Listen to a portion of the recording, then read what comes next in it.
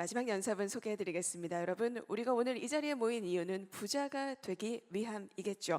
부자가 되는 그 첫 걸음을 뗄 수 있게 많은 곳에서 도움을 주고 계십니다.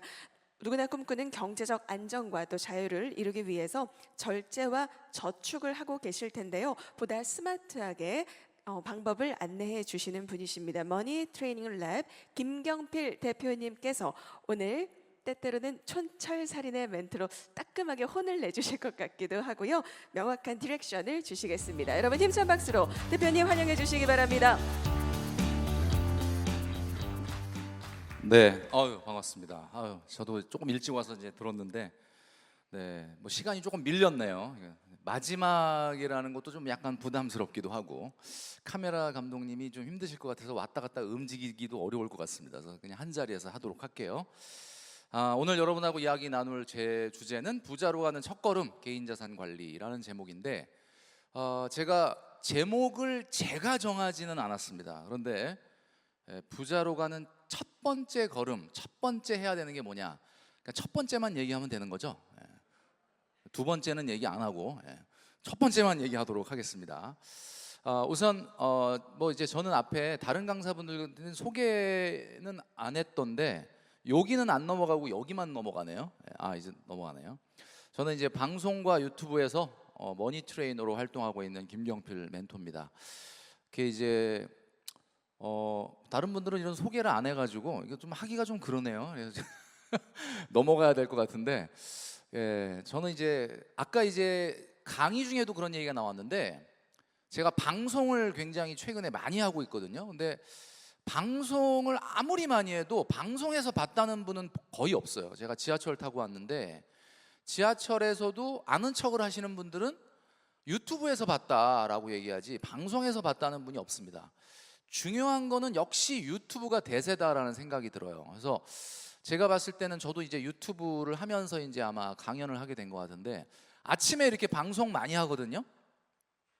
방송 많이 하는데 아침마당도 나가고 뭐 고딩 엄빠도 나가고, 그다음에 뭐 그죠? 고딩 엄빠 나가서 주로 혼내는 역할 그런 거 많이 하고, 그다음에 이제 동치미도 나가고 이러는데 방송에서 봤다는 분은 별로 없다는 거야. 그만큼 사람들은 지금 TV를 보지 않고 유튜브를 본다는 겁니다. 자, 이게 굉장히 여러분들한테 중요한 메시지거든요. 여러분들이 이제 뭔가를 투자를 생각한다 그러면, 제가 이제 좀 이따가 말씀을 좀 다시 드리겠지만, 제가 작년에는 예능에도 도전을 했습니다. 그래서 예능에 나가서 이제 좀 말발로 대결을 하는 프로그램인데 여기 5번 나갔거든요. 혓바닥 종합격투기 5번 나갔는데 2승 3패. 그러니까 사실은 전적이 별로 좋지가 않아요. 3번이나 졌어요.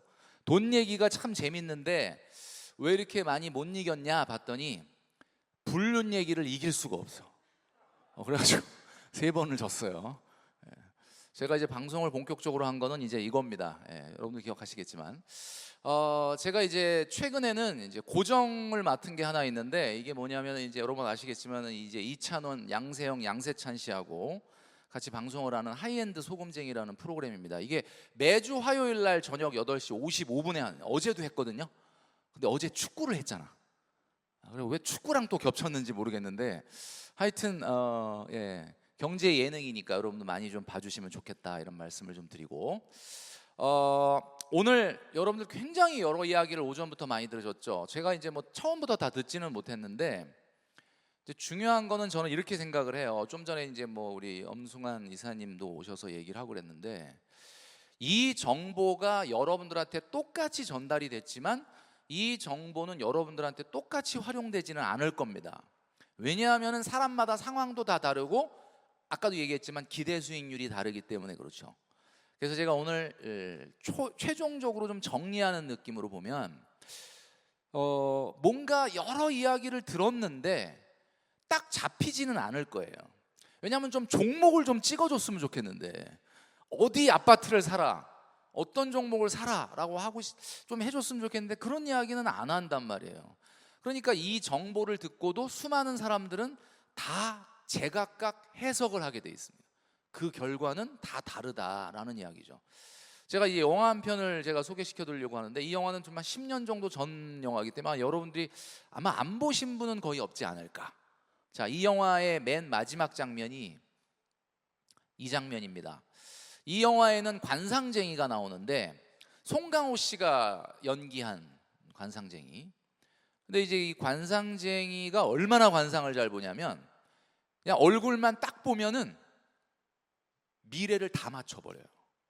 그 정도로 관상을 잘 보는데, 이 영화를 보신 분들은 아시겠지만 정작 자기 미래를 못 맞춰요. 그래가지고 아들 죽고 자기 유배 가고, 맨 마지막에 무슨 말을 하냐면, 이게 이 영화의 가장 명대사인데, 여러분 기억나실지 모르겠지만 이 송강호 배우 관상쟁이가 이 한명회를 만난 장면이거든요. 영화의 맨 마지막 장면입니다. 이 장면에서 명대사를 합니다. 그 명대사가 뭐냐면, 나는 사람의 얼굴만 봤을 뿐 시대의 모습을 보지는 못했소. 시시각각 변하는 파도만 본 격이지. 바람을 보아야 하는데 파도를 만드는 건 바람인데 말이오. 이런 대사랍니다. 자, 이게 굉장히 명대사인 게 뭐냐, 지금 여러분들한테 말이죠, 시시각각 변하는 파도의 내용을 오늘 하루 종일 알려드린 거거든요. 근데 사실은 그 내용으로 여러분들이 부자가 될 수가 없어요. 결국은 바람을 볼 수 있는 능력이 있어야 된다. 왜냐하면 바람이 곧 파도를 만들기 때문에 그렇습니다. 자, 그렇다면 제가 뭐 시간 관계상 다 띄워놓고 말씀을 드릴게요. 아까 앞전에도 뭐 얘기를 해주셨는데, 뭐 일단 이거 하나 사진을 찍으세요. 남는 거는 사진밖에 없으니까. 뭐 얘기를 많이 들었는데 무슨 얘기였는지 정리가 안 되잖아요. 그래서 사진을 찍어 놓는 게 굉장히 중요합니다. 이걸 설명할 시간은 없고, 아마 많은 분들이 이거를 매일같이 기록을 하실 거라고 생각을 해요. 이거는 하루도 안 빼놓고 본인이 직접, 아까 뭐 앞에 그 뭐 이사님이 지면 신문을 봐라 그러시던데, 저도 동감하는 게, 다이어리에다가 이거를 직접 적는 게 되게 중요합니다. 그러니까 눈으로 숫자를 보는 게 중요한 게 아니라, 예를 들면 $1 환율이다. 그럼 $1 환율 뭐 1380원에 이번 주에 1380원까지 갔다가 뭐 좀 떨어져 가지고 오늘 뭐 1300, 한 1, 20원 떨어졌다. 이 숫자를 아는 게 중요한 게 아니고, 이거의 움직임을 알고 있어야 되기 때문에 매일 하루에 딱 3분만 투자해서 이걸 적는 습관을 꾸준히 가져가시면, 어제 환율 밑에 오늘 환율 적고 오늘 환율 밑에 내일 환율 적기 때문에 바보가 아니라고 한다면 이거를 적으면서 어저께 걸 보게 되거든요. 이거 누가 시키지 않아도 외워요. 거의 한 달치를 흐름을 이렇게 외우게 되는 거죠. 그래서 여러분, 여기에 제가 지금 가로 열고 이게 어떤 의미를 갖고 있다라고 말씀을 드리려고 여기다 썼는데, 아마 여러분들 잘 아실 테니까 이걸 꼭 해보시기를 바랍니다. 오늘 이제 강의가 좀 사실 시간적으로 이제 여러분들에게 핵심만 전달해야 되기 때문에 조금 스킵을 하는 게 있더라도 양해를 좀 부탁드릴게요. 저는 그 방송과 유튜브에서 돈줄남으로 알려져 있거든요. 돈줄남. 돈줄남이 뭐냐면 돈으로 혼줄 내는 남자입니다. 쓸데없는 짓 하면 혼나거든요, 저한테. 특히 2030들 같은 경우에는 제가 굉장히 많이 혼내는데, 이렇게 혼내는 컨텐츠가 인기가 있게 될 줄은 저도 몰랐어요. 그러니까 상당히 혼나는 걸 좋아하는 것 같기도 하고, 약간 그런데 뭐 많은 분들 와서 뭐 은혜 받았다 뭐 이런 얘기도 하는데, 제가 봤을 때는 제가 2030들한테 주식하지 말라라는 이야기를 하는 걸로 유명한 사람이에요. 제가 왜 주식하지 말라고 하느냐, 여러분 잘 들어보시기 바랍니다. 주식하지 말아라 라는 얘기를 가장 많이 하는 사람이에요. 왜 그럴까? 어차피 내가 하지 말라 그래도 할 거잖아요. 그러니까 내가 하지 말라 그래도 멘토님이 쌤이 하지 말라 그랬지만 나는 다 계획이 있고 생각이 있고 하니까 내가 생각을 해서 해야지 라고 하는 사람은 해도 되는데, 지금 시장에 여태까지 주식에 대해서 전혀 하나도 모르고 관심도 없던 사람이 최근에 누가 엔비디아로 얼마를 먹었네, 알테오젠으로 얼마 먹었네, 이런 것 때문에 마음속에 갑자기 공포감이 들어가지고 야, 지금이라도 나 좀 시작해야 되는 거 아니야? 해가지고 들어오는 거 못하게 하려고 하는 거예요. 무슨 이야기냐면, 유튜브에서 주식 얘기하는 거 굉장히 위험한 겁니다. 왜냐? 그게 오늘 틀어서 볼지 1년 후에 틀어서 볼지 3개월 후에 틀어서 볼지 돈을 1억 갖고 있는 사람이 볼지 10억 갖고 있는 사람이 볼지 지금 한 푼도 지금 돈 1,000만 원도 못 모은 사람이 볼지 모르잖아요. 그러니까 함부로 얘기하면 안 되거든요. 그래서 저는 절대 주식하지 말라라고 우리 2030들한테 얘기하는 이유가 뭐냐? 어차피 자기가 알아서 잘할 사람은 내가 하지 말라 그래도 하거든요. 근데 어떤 사람들이 조심해야 되냐면 여태까지 그냥 예적금 하면서 아무 문제 없이 잘 지내다가 갑자기 최근에 갑자기 누가 친구가 막 돈을 얼마를 벌었네 몇 프로를 먹었네 그러니까 갑자기 불안해가지고 나도 해야 되는 거 아니야? 그런 건 경계해야 된다는 거예요. 예. 지금 좀 전에도 이제 증권회사에 계신 분이 왔다 갔죠. 저도 증권회사에 1년 있었는데 증권회사 분들이 얘기하는 걸 들어보면 항상 좋아요 좋아요 소리밖에 안 해. 잘 생각해 보세요. 좋아요 좋아요 좋아요. 다 좋죠 당연히. 근데 문제는 뭐냐? 전망이 딱 두 가지밖에 없죠. 주식 앞으로 어떻게 됩니까? 올라가든지 아니면 뭐예요? 올라가든지 아니면 좀 있다 올라가든지 아니면 한참 있다 올라가든지 요 세 가지밖에 없는 거야. 올라가는 거야 무조건. 여러분 사상 최고가의 주가 지금 뭐 우리나라 국장은 솔직한 얘기로 2021년도에 최고치 대비해서 지금 아직 100%가 한참 멀었잖아요, 그죠?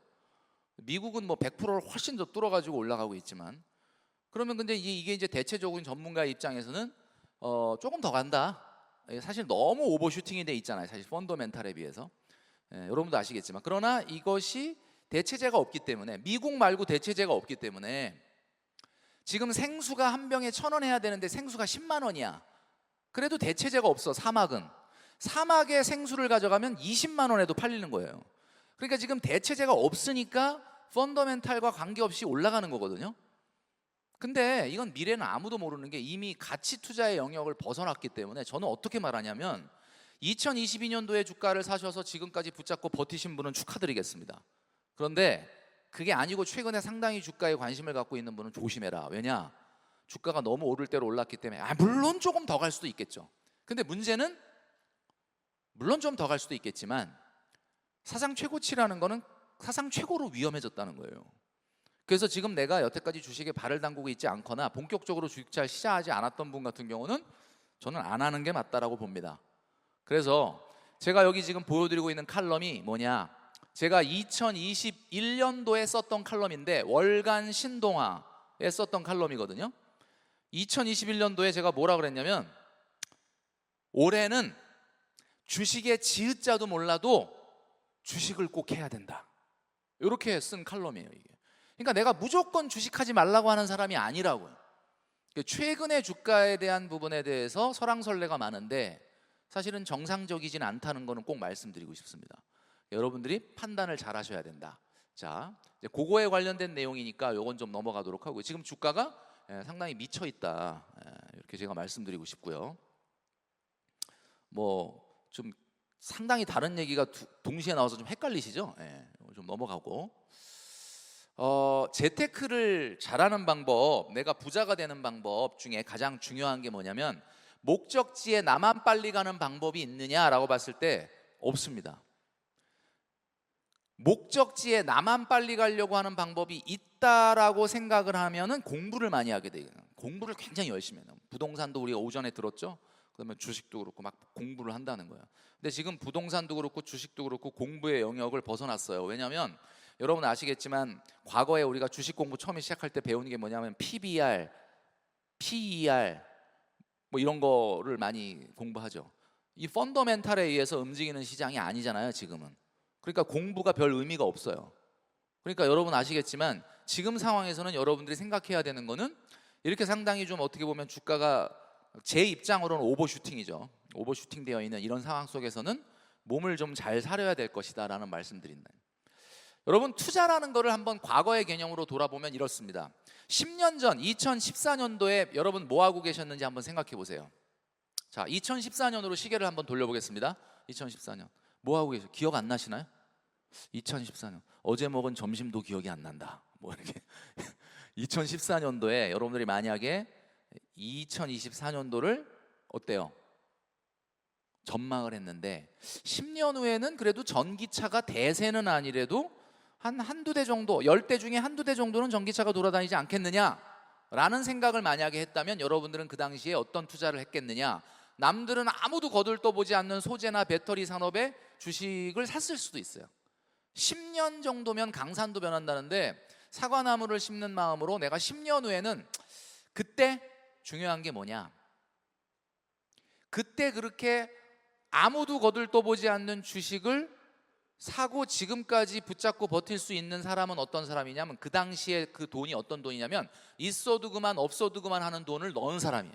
그러면 지금까지 붙잡고 버틸 수가 있는데 막 지금 애 등록금 내야 되고 내년에 전세자금 올려줘야 되고 막 이런 급한 돈은 소재나 배터리에 넣었다 하더라도 확 뜨면 무서워서 팔아요.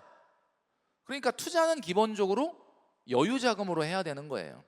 여러분 진짜 있어도 그만 없어도 그만 한 50% 내가 까먹어도 쿨하게 넘길 수 있는 돈으로 하고 계십니까? 한번 마음에 손을 얹고 생각을 하셔야 되는 거고, 이런 정도의 관점을 갖고 있다면 여러분은 투자하시는 게 맞아요. 주식 열심히 하시면 됩니다. 그런데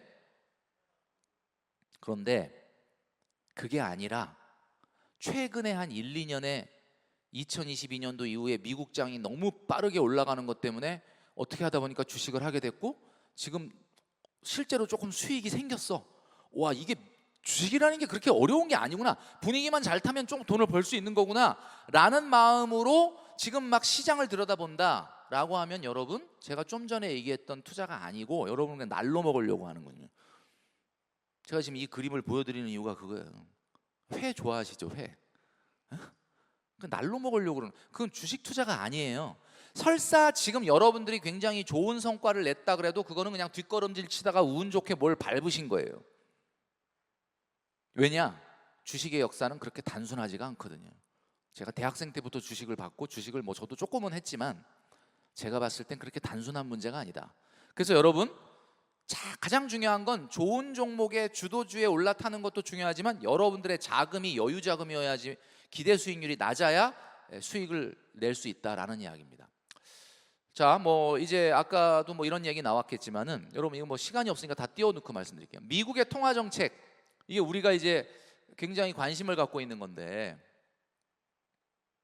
자, 이 그림을 한번 여러분 잘 주목해 주시기 바랍니다. 사진을 찍어도 됩니다. 사진을 찍어도 나쁘지 않을 것 같아요. 자, 여기 보니까 이게 뭐냐면 미국의 기준금리 역사입니다. 지난 60년간의 역사. 자, 이 보시면 아시겠지만은 여기에 미국이 금리를, 근데 얘네는 하여튼 금리를 올리면 아주 그냥 뭐 굉장히 아주 어마어마하게 올리는 것 같아요. 굉장히 세게 올렸죠. 그 다음에 80년대에도 올리고 90년대에도 올리고 2000년대에도 올리고 2010년, 요번에 올라간 게 요겁니다. 요번에 올라가고 요거 멈췄죠, 금리가. 어제 이제 또 동결을 했고, 그리고 이제 요게 9월 정도에 아마 뭐 한 번 내지 두 번 정도 지금 뭐 인하 예상, 뭐 FOMC에서는 뭐 한 번 얘기했는데 하여튼 뭐 한 번은 더 하지 않을까 싶어요. 하여튼 근데 보면 여러분 여기 아시겠지만 여기 회색선 보이십니까? 회색선? 요 회색선 보이시죠? 요 회색선이 나타난 곳이 미국이 경기 침체가 나타났던 때를 표시한 겁니다. 근데 이게 공교롭게도 여러분 아시겠지만은 미국이 금리를 올리고 급격하게 올리고 난 다음에 경기 침체가 나타난다는 거예요. 항상 보면은 금리 올리고 오일 쇼크, 금리 올리고 중동 전쟁, 금리 올리고 IMF, 금리 올리고 금융위기, 금리 올리고 팬데믹, 뭐 이런 순서예요. 주식 관련된, 증권 관련된 뉴스만 들으시면은 인플레이션과 경기가 같은 걸로 해석을 해서 방송을 합니다. 그러니까 최근에 인플레이션이 생각보다 잦아들지 않는다가 미국이가 경기가 좋구나 이렇게 해석을 하는데, 저는 그렇게 해석을 안 합니다. 여러분, 그 미국에 있는 친구분들이 혹시 있으면 한번 물어보세요. 요즘 삶이 어떤지. 고용 지표가 좋다, 뜨겁다, 이런 게 경기가 좋다라는 거는 여러분, 국가가 발표하는 경제 지표가 좋으면 우리 삶이 좋아져요? 여러분, 최근에 우리나라도 미국도 물가가 상당히 떨어졌다라고 발표가 되고 있는데 어떻게 물가 떨어졌어요? 여러분, 살림살이 좀 좋아졌어요? 어떻게 나가보니까 그냥 그 뉴스에 나오는 것처럼 인플레이션이 많이 떨어지니까 굉장히 물가가 싸졌어요? 그런 게 아니에요. 이게 거시경제라는 거는 지금 우리나라의 물가는 제가 봤을 때는 매우 비정상적이지만 사실은 굉장히 선방하고 있다고 봅니다. 저는. 왜 선방하고 있다고 보느냐? 여러분 아시겠지만 원달러 환율을 계속해서 관찰하신 분은 아시겠지만 지금 3년 전에 비해서 우리나라 원달러 환율, 원화 가치가 지금 25% 이상 평가 절하됐거든요. 이 얘기는 무슨 얘기냐면 3년 전에는 10,000원 주고 사올 수 있었던 물건을 지금 13,000원을 줘야 사올 수 있다는 거예요. 그러니까 물가가 미치는 건데 그런 거에 비하면 물가가 상당히 대한민국 선방하고 있는 거예요. 미국을 한번 볼까요? 제가 지난주에 미국에 있는 분하고 한번 통화를 했는데 한국인인데 그 한국에서 손님이 20명 와가지고 고깃집 데려가갖고 밥을 사줬대요. 물론 뭐 비싼 도시긴 한데 밥값이 300만 원 나왔대. 그래서 내가 뭐 꽃등심 먹었냐? 그랬더니 그게 아니고 지금 미국 물가가 완전히 미쳤습니다. 근데 미국은 왜 이게 정상적이지 않으냐? 여러분 잘 생각해 보십시오. 미국은 우리나라랑 반대잖아요. 3년 전에 비해서 미국의 달러 가치가 거의 달러 인덱스 기준으로 25% 이상 절상이 됐어요. 미국은 3년 전에 10달러를 주고 외국에서 사와야 될 물건을 지금 6달러, 7달러를 주고 사오고 있거든요. 근데도 물가가 저 모양이야. 이게 지금 정상적인 경제가 아니라고요. 저거를 제가 봤을 때는 고용 지표를 보고 인플레이션을 보고 경기가 좋아요, 뜨거워요 라고 이야기한다는 것은 극히 단면만 보는 겁니다. 지금 여러분 이 자료를 보시면 아시겠지만 물론 사회과학에서는 역사가 자연과학처럼 법칙처럼 똑같이 반복되지는 않지만 항상 보면 금리를 급격하게 올리고 나서 2년 동안은 경기가 뜨거웠습니다. 미국이.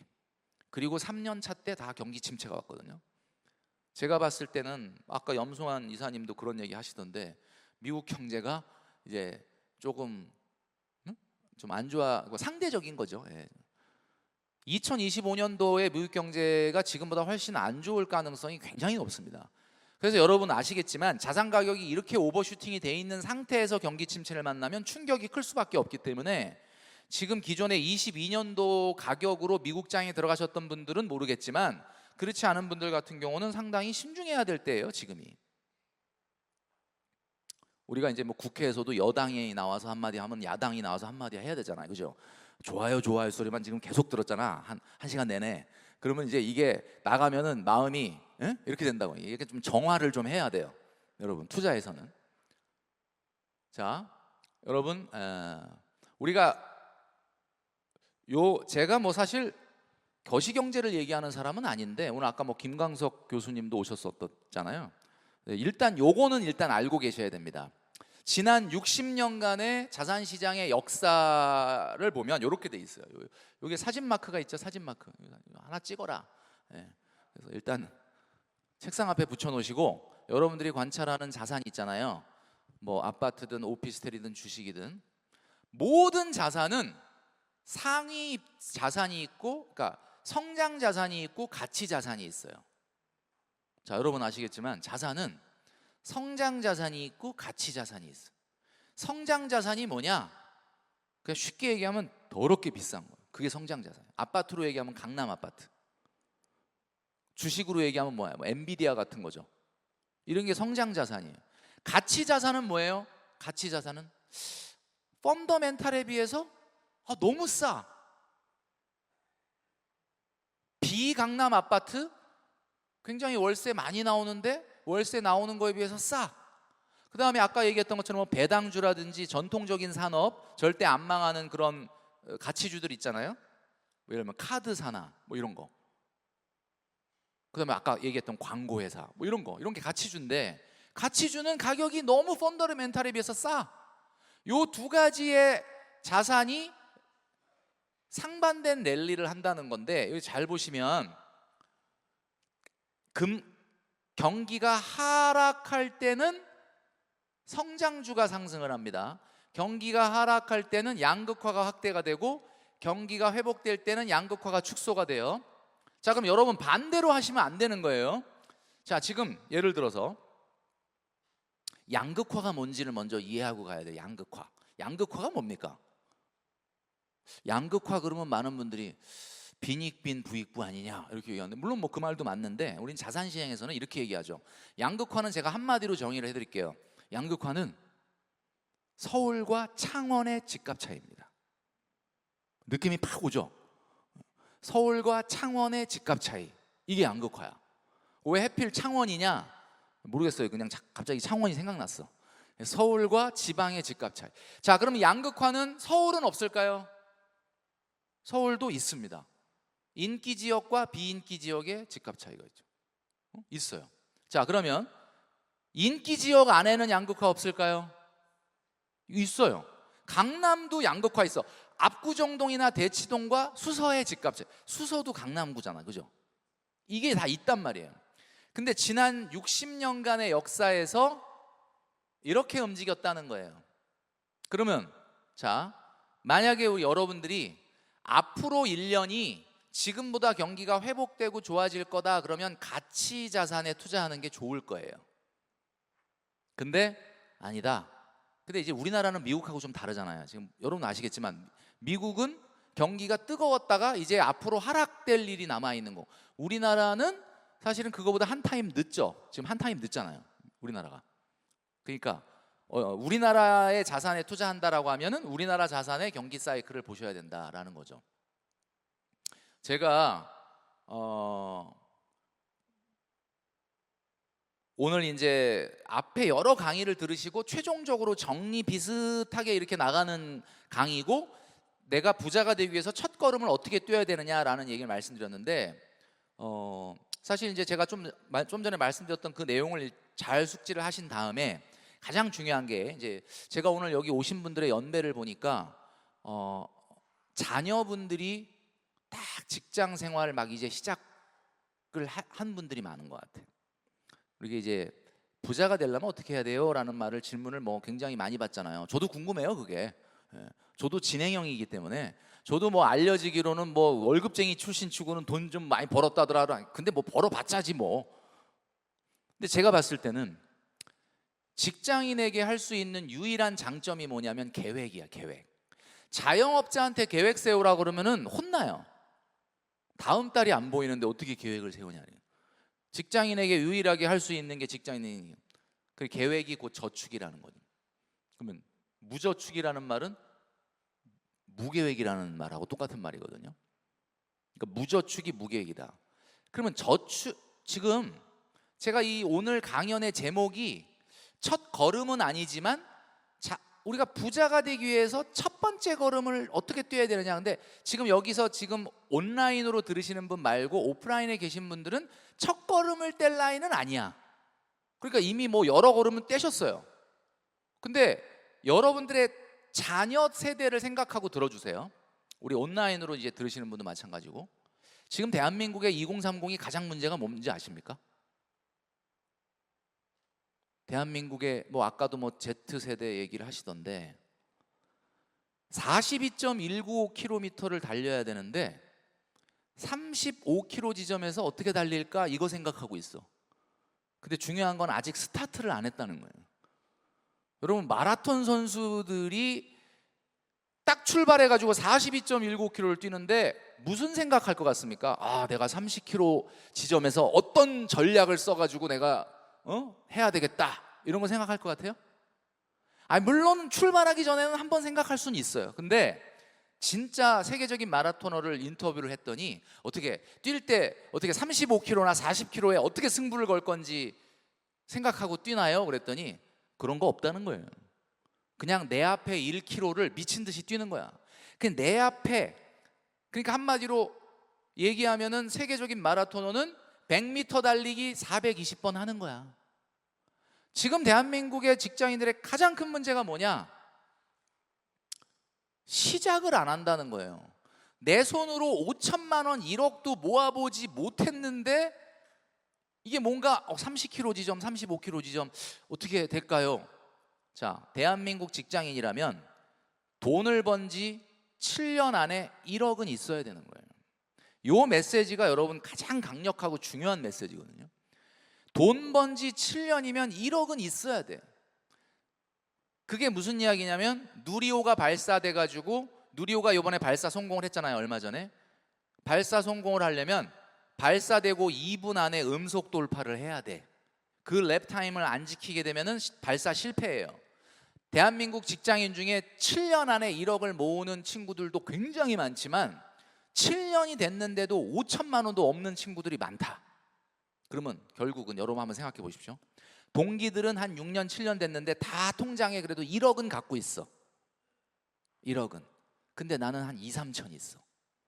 그러면 월급은 똑같이 받았는데 7천 어디 갔을까요? 인스타그램 보면 나오죠. 어디가 있는지. 그죠? 그러면 2천, 3천은 모은 게 아니고 그냥 쓰다 남은 거야. 그러면 그분이 큰일 났다. 나 이제 2, 3천인데 동기들은 그래도 다 1억씩 있어가지고 뭐 청약을 하네 아니면 결혼 자금으로 쓰네 그러고 앉아 있는데 나는 2, 3천밖에 없어. 7년을 회사 생활했는데도. 그러면 그분이 생각하는 게 뭘까요? 저축할까요? 바로 코인 아니면 주식합니다. 그 마음으로 2천에서 3천을 가지고 동기들 다 1억을 만들었는데 이걸 따라잡으려다 보니까 야 알테오젠, 엔비디아 지금이라도 많이 올랐지만 어떻게 들어가면 나도 좀 먹을 수 있지 않겠니? 그게 기대 수익률이 높다는 뜻이에요. 이런 높은 기대 수익률을 가지고 주식시장에 들어가면 100% 깨지게 돼 있다. 안 된다는 거죠. 그래서 절대적으로 과도하게 주식시장에 관심을 갖거나 전문 투자자처럼 운영하는 금액이 1,000만 원 이하인데 보면 집에 가면 막 PC가 한 3대 있고 아침에 막 새벽 3시에 일어나서 미국 장 보고 무슨 전문 투자자야? 9시에 회사 가가지고 집중 안 되고 화장실 가서 우리나라 장 시작하는 거 보고 지금 이러고 있는 거예요 지금. 이게 제가 봤을 땐 부자가 되는 첫걸음에 가장 방해가 되는 요소다라고 제가 말씀드리고 싶어요. 자, 이 부분은 다 지나가고, 그래서 요거는 이제 노후 준비하고도 관련이 있는데 제가 오늘 여러분들에게 요 이야기를 가장 중요한 메시지로 말씀드리고 결론을 말씀드리려고 합니다.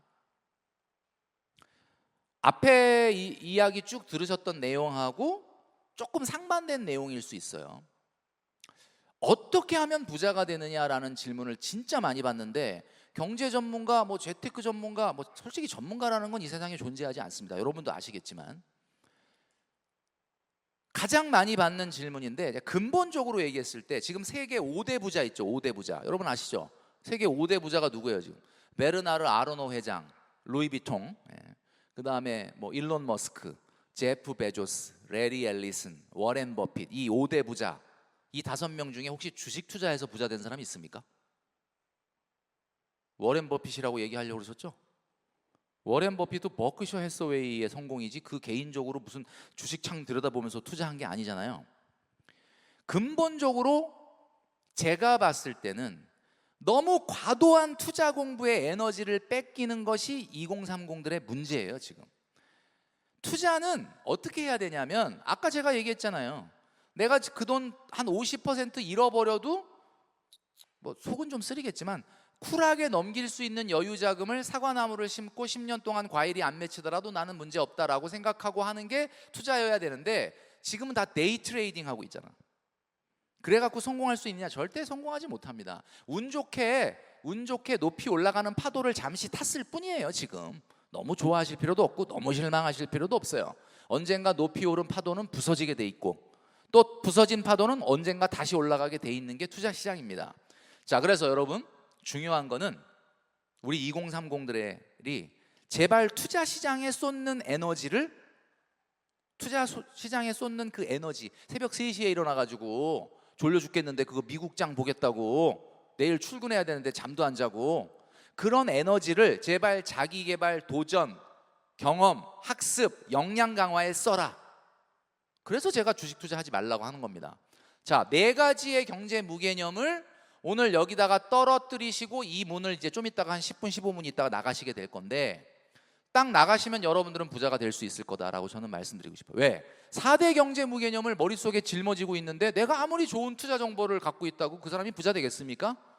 부자는요 여러 번 투자 판단이 아니라 인생의 결정적인 판단 딱 5번 잘하면 되는 거예요. 무슨 이야기냐? 오늘 내가 이 주식을 팔 거냐 말 거냐 살 거냐 이런 수백 번의 선택의 기로에서 성공해야 부자가 되는 게 아니라 결정적으로 인생에 한 3-4번, 4-5번 정도의 결정을 잘한 사람이 부자가 되는 거예요. 자, 4대 경제 무개념이 뭔지 지금부터 말씀드리겠습니다. 노후 준비. 혹시 여러분 노후 준비는 재테크가 성공해야 된다 라고 생각하고 계십니까?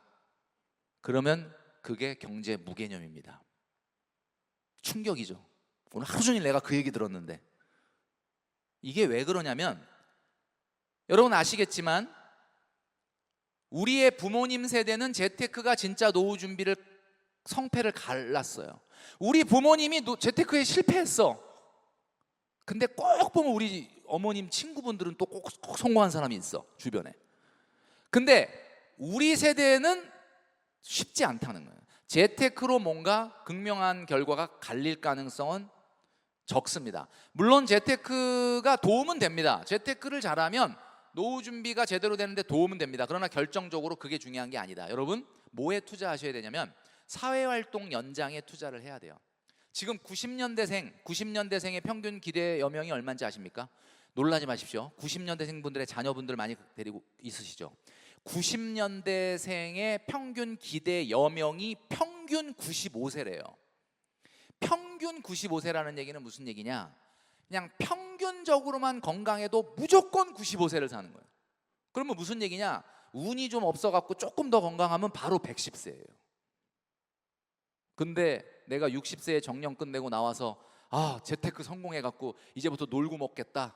그게 될 것 같습니까? 그거 안 된다는 걸 받아들이셔야 되는데 가장 중요한 게 돈벌이가 중요한 게 아니라 사회활동이 연장돼야 돼요. 사회활동을 어떻게 하면 연장할 것인지를 연구하셔야 돼요. 그래서 노후에 3가지 문제가 있대요. 그게 뭐냐? 돈, 건강, 외로움입니다. 뭐라고요? 돈, 건강, 외로움. 이 3가지를 한 방에 해결할 수 있는 게 사회활동이에요.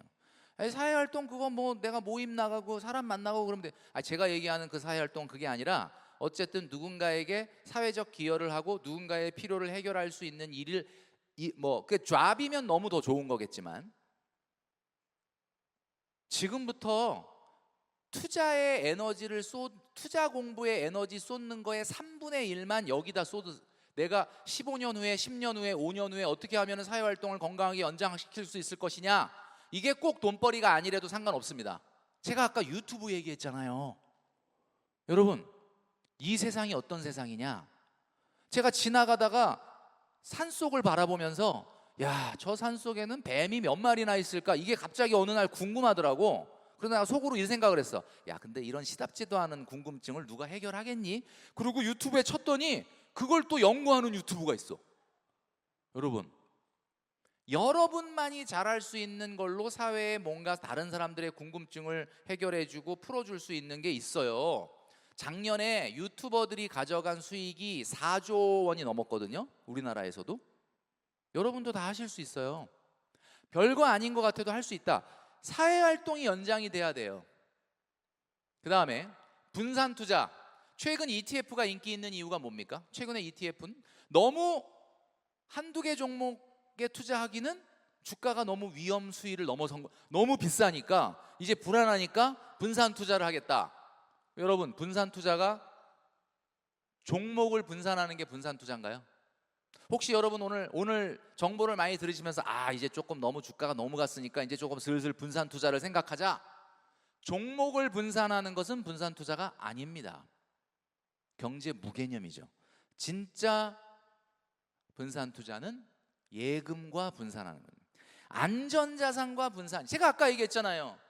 6년 7년 정도를 여러분들의 자녀분들이 직장생활에서 1억을 모았어. 그럼 1억 중에 한 3천만 원을 내가 주식하겠다.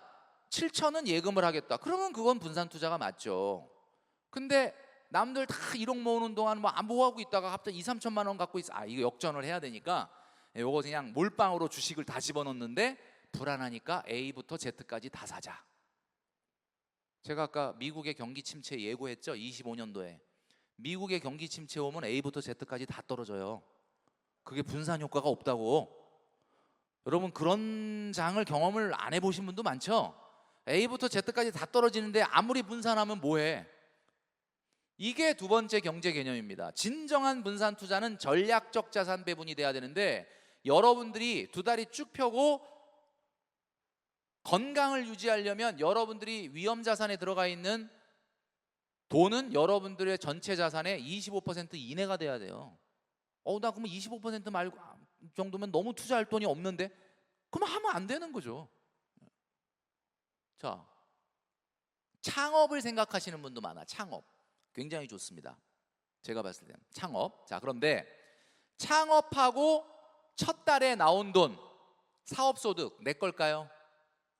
1억 원을 투자해가지고 카페를 차렸는데 임대료 내고 전기료 내고 원두값 내고 다 내고 나서 500이 남았어. 500. 와, 괜찮다. 500만 원 누구 거예요? 내 거라고 생각하면 그게 경제 무개념인 거예요. 1억 원을 투자했다 그랬죠? 3년 안에 회수해야 돼. 그러면 280만 원씩 매달 회수를 해야 돼.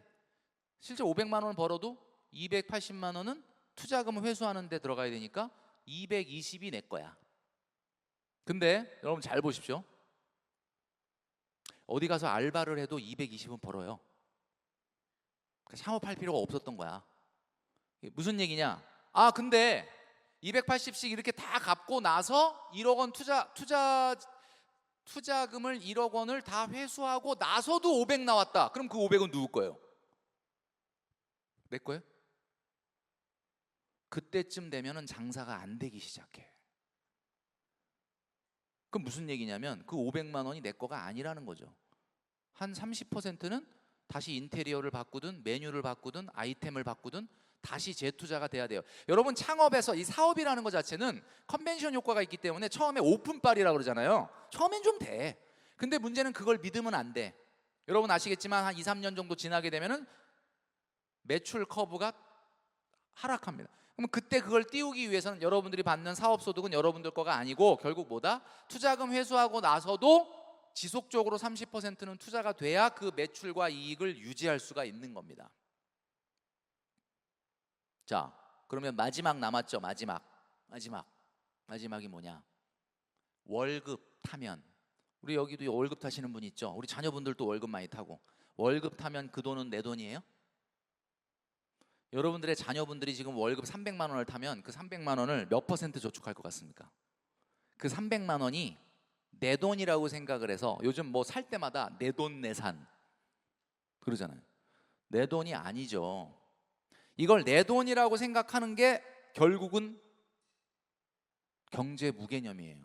여러분, 대한민국의 직장인들의 평균 재직 기간이 26년이라고 합니다. 26년. 그러면 26년이면요, 뭐 예를 들면 한 300개월 정도 다닌다고 한번 생각을 해보면 월급 300번 받으면 끝나는 거예요. 내가 이번 달에 받았죠, 다음 달에 받았죠, 계속 내가 받아야 될 월급 횟수는 지금 줄어들고 있는 겁니다.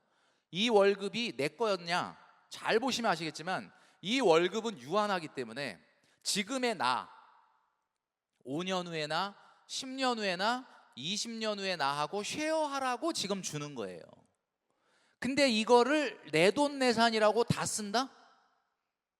여러분, 그거는 기본적으로 경제 무개념이죠. 그래서 제가 2030 직장인들한테 월급이 적든 많든 40에서 50%는 저축하도록 노력해야 된다라고 얘기하는 거는 재테크가 아니에요.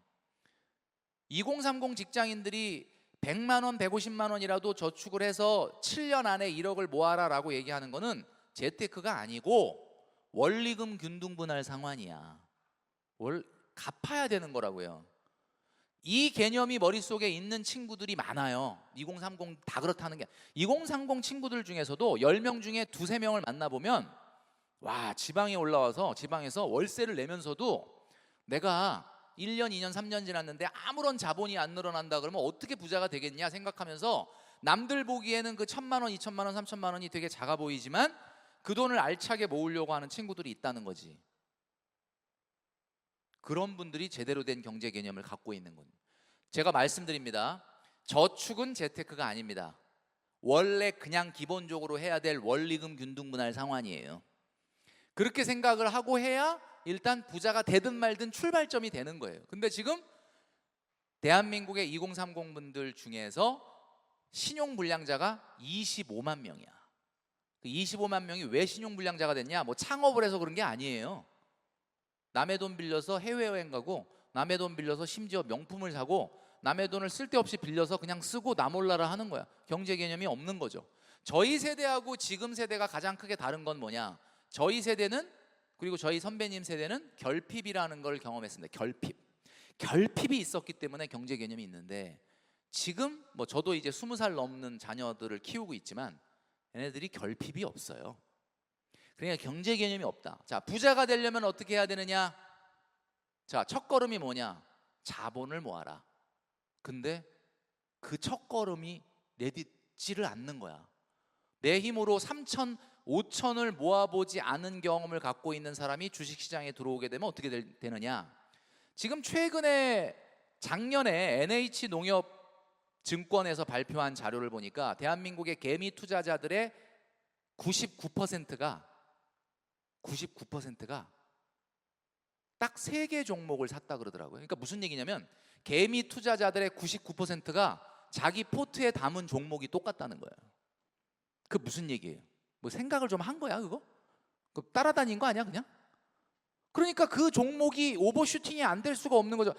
주식은 말이죠. 주식 시장에는 주식의 숫자가 많은지 바보의 숫자가 많은지의 게임인데, 계속해서 이렇게 아무 생각 없는 사람들이 유입되고 있으니까 한마디로 얘기하면 주가가 저렇게 고공행진을 하는 겁니다.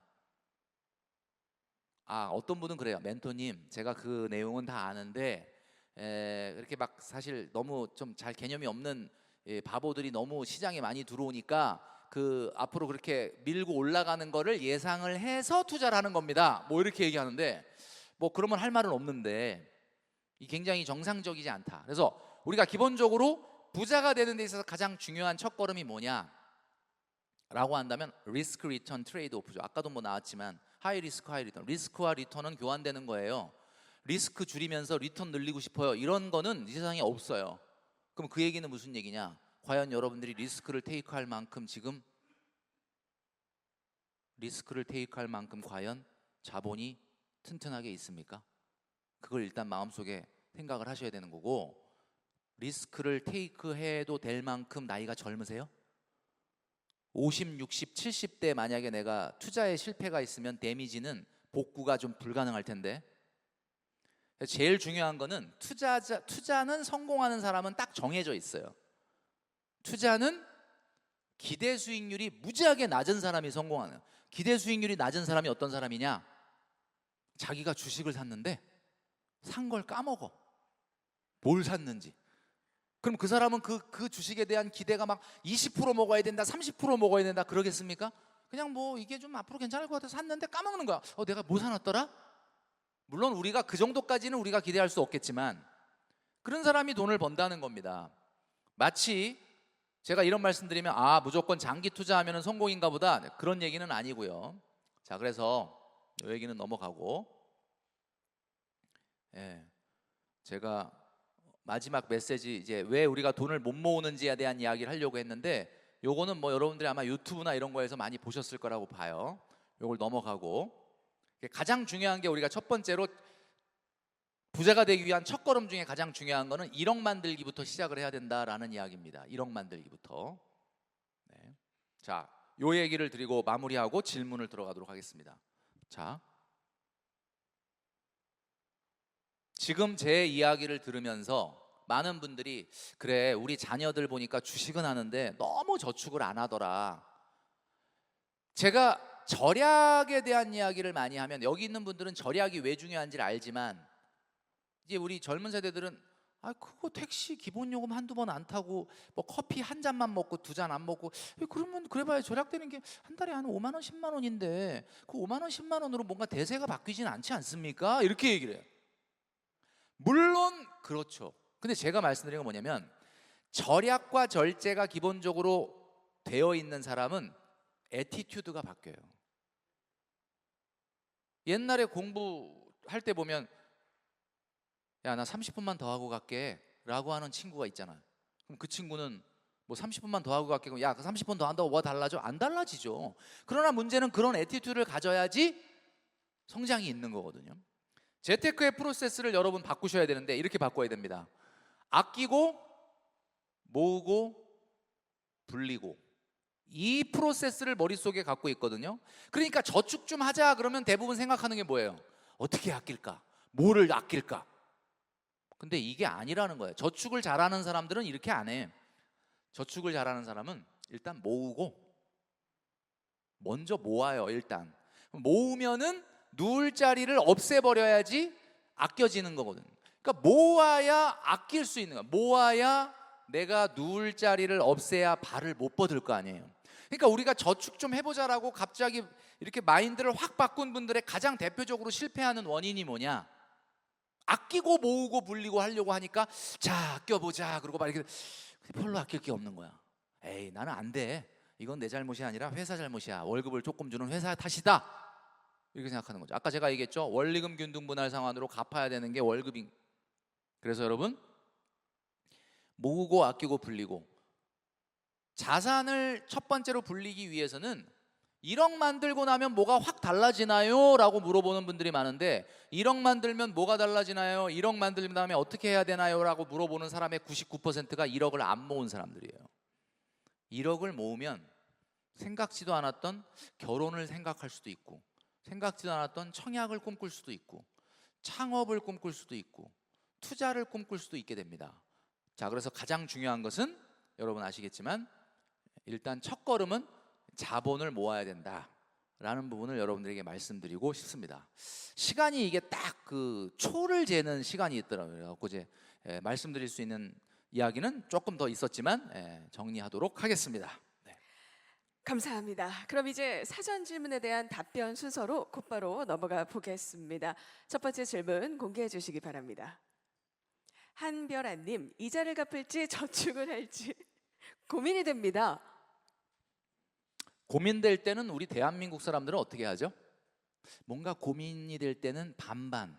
후라이드를 먹을까 양념을 먹을까 그럴 때 고민되면 후라이드 반 양념 반 이렇게.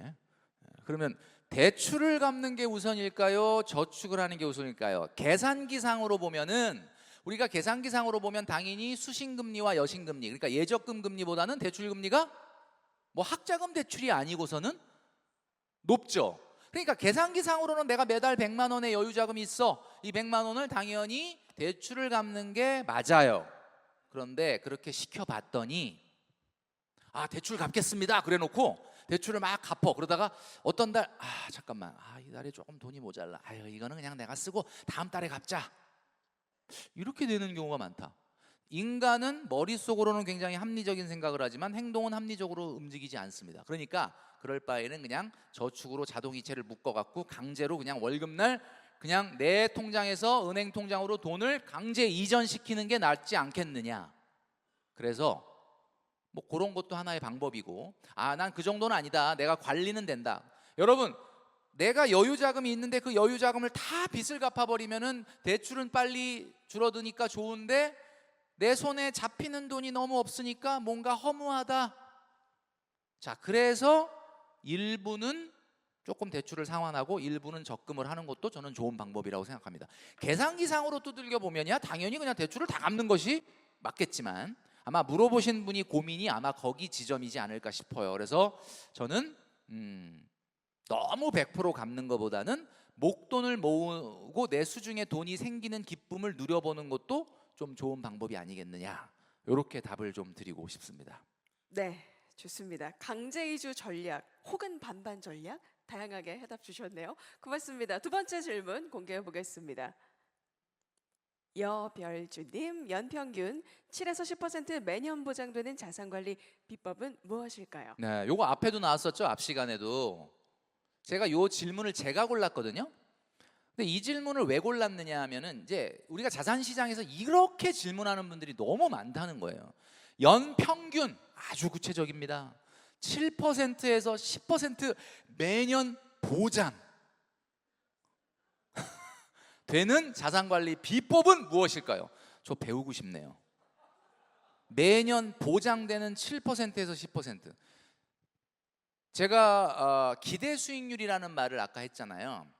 자, 기대 수익률과 달리 요구 수익률이라는 말이 있거든요. 자, 요구 수익률이 뭐냐? 내가 만약에 은행 통장에 돈이 있어. 1억이 있어. 근데 1억에 최저 요구 수익률은 얼마죠? 여러분 지금 여러분 통장에 1억이 있어요. 이걸 투자하려고 그래. 근데 최저 요구 수익률은 얼마죠? 4%입니다. 왜냐하면은 은행을 가면 일단 4%는 뭐 잘 고르면 4%는 주니까 아무리 요구 수익률이 낮아도 4%보다 낮지는 않죠. 왜냐하면 은행 가도 4% 주는데. 그러니까 나의 기대 수익률이라는 건 위험할수록 요구 수익률이 높아지는 건데, 내가 돈을 빌려와 가지고 이자를 4% 내고 투자를 하려면은 8%가 되는 거예요, 요구 수익률이. 그죠? 근데 이분이 지금 7에서 10%를 매년 보장이라 그랬잖아요. 뭐 사실 제가 이 질문 고르면서도 이분한테 마음이 아프겠지만 이 얘기를 하지만 보장은 물론 안 된다는 걸 아실 거예요. 아마 이분도 몰라서 이걸 한 건 아닐 거고, 저는 이렇게 생각합니다. 7%에 10%라고 한다면 이거는 100% 위험 자산에 넣어서는 안 돼요. 7%에서 10%면은 그렇게 엄청나게 고수익을 추구하는 건 또 아니기 때문에 최소한 여러분들이 갖고 있는 자산의 50%는 예금을 하셔야 됩니다. 만약에 여기에 연평균 한 20, 30% 원해요 라고 하면 당장 코인을 해라 이렇게 가야 되는데, 7에서 10%라는 이야기는 50% 정도는 예금을 하셔야 됩니다. 그러면 나머지 50%는 위험자산에 들어가야 되는데, 이 위험자산에 들어갈 때 어떤 방법을 할 거냐, 소위 말하는 달리는 말에 올라탄다라는 전략으로 오른 주식이 더 오를 거니까 앞으로 경기 하강이 더 지속된다면 성장주가 더 갈 거니까 비싸도 계속 비싼 놈이 오를 거야 라고 일부 소위 말하는 주도주를 올라타는 전략이 있겠죠. 근데 지금 상황에서 7에서 10%라면 위험자산의 50%는 어느 정도 넣어야 되니까 이거는 분산 투자를 해야 된다. ETF 같이 아니면 인덱스 펀드 같이 분산 투자를 해야 됩니다. 그래서 7에서 10%를 원한다면 50%는 예금, 50%는 위험자산이지만 지금 상황 자체가 한두 개 종목을 집중적으로 투자하기는 조금 위험 부담이 있는 시기이기 때문에 50%는 분산 투자를 하는 종목에 뭐 인덱스 펀드나 ETF에 투자해라. 저는 이렇게 말씀드릴 수 있고, 결론적으로 말씀드리면 보장이 되지는 않는다. 요 점을 꼭 말씀을 드리고 싶습니다. 보장이 될 거라고 믿고 잘 지켜보시면 좋을 것 같습니다. 감사합니다. 네, 항상 돈으로 혼쭐이 나면서도 이렇게 감사하고 기분이 개운해지는 이유는 우리 김경필 대표님의 진심이 가득한 강연을 해주신 덕분이라는 생각이 듭니다. 지금까지 머니 트레이닝 랩 김경필 대표님의 강연 함께 하셨습니다. 여러분, 네, 큰 박수 감사합니다. 부탁드립니다.